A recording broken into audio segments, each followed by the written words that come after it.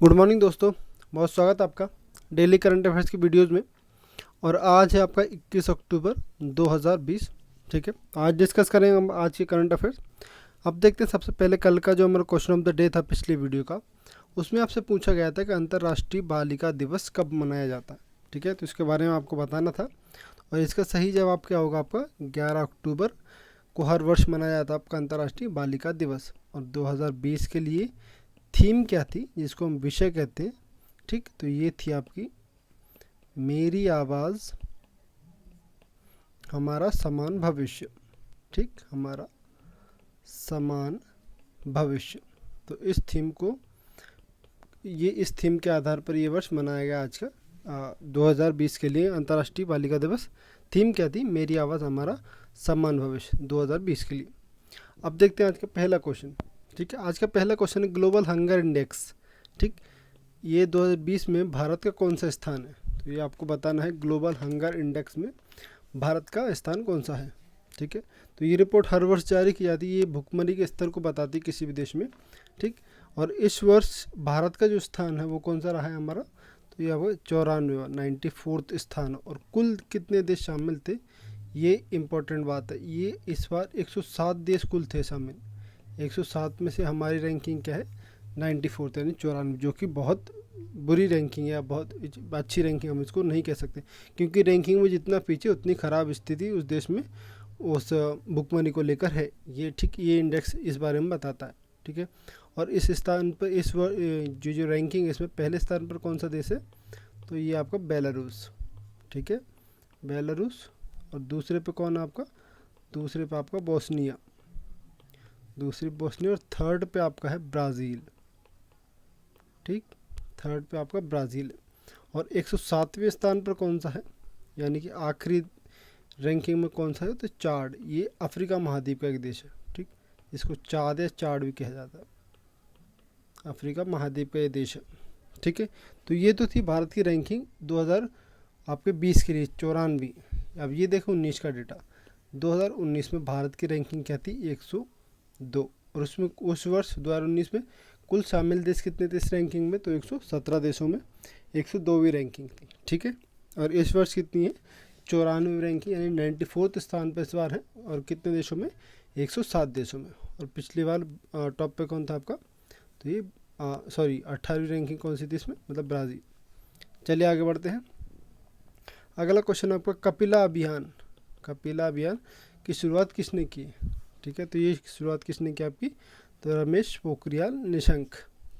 ठीक है, तो ये क्या है आपकी, ये है आपके केंद्रीय शिक्षा मंत्री, ये देख सकते हैं, ये आपके रमेश पोखरियाल निशंक जी। और इन्होंने शुरू किया आपका ये कपिला अभियान। और इसका फुल फॉर्म क्या, मतलब क्या है, तो ये कलाम प्रोग्राम फॉर आईपी, यानी कि इसको बोलते हैं इंटेलेक्चुअल प्रॉपर्टी। ठीक, आईपी का मतलब यहाँ पे इंटेलेक्चुअल प्रॉपर्टी है, लिटरेसी एंड अवेयरनेस स्कीम। तो ठीक, अब इसका उद्देश्य क्या है, तो इसका उद्देश्य है पेटेंट,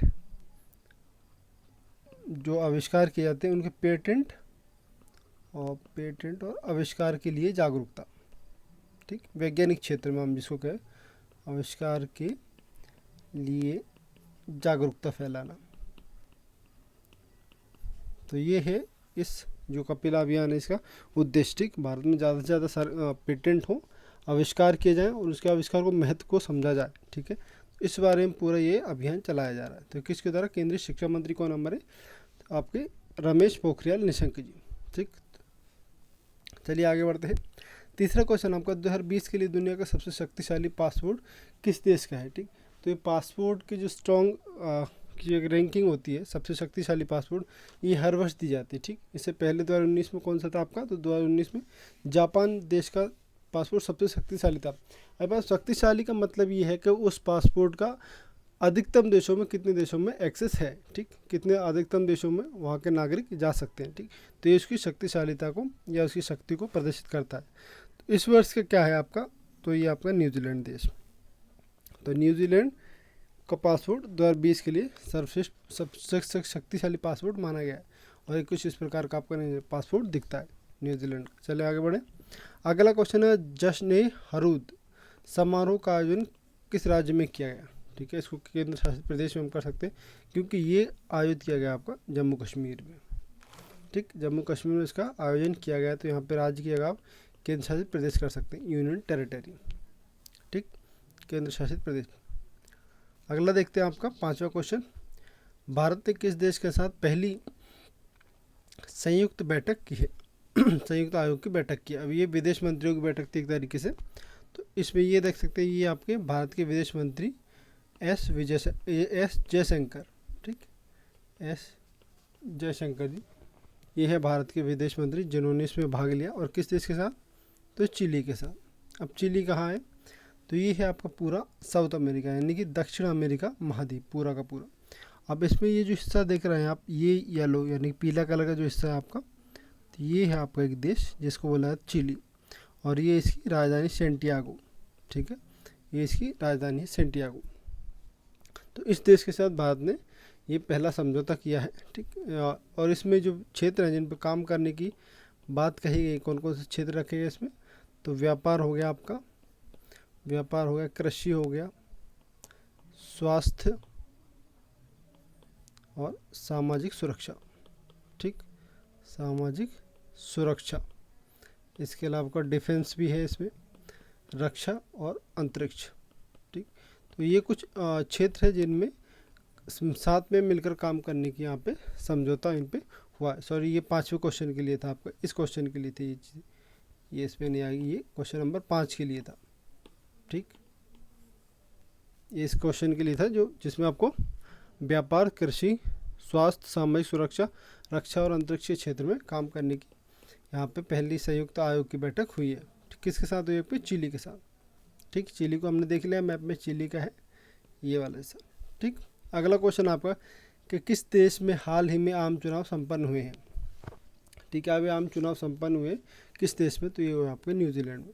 अब इम्पोर्टेंट क्यों है? क्योंकि यहाँ पर अभी ऐतिहासिक जीत हुई एक तरीके से। पहले अभी तक इतने वोटिंग यहाँ पे नहीं हुई थी, और लगभग 89% के यहाँ पे इस बार वोटिंग हुई है, और उनमें से 49% सीटें जीती हैं किसने?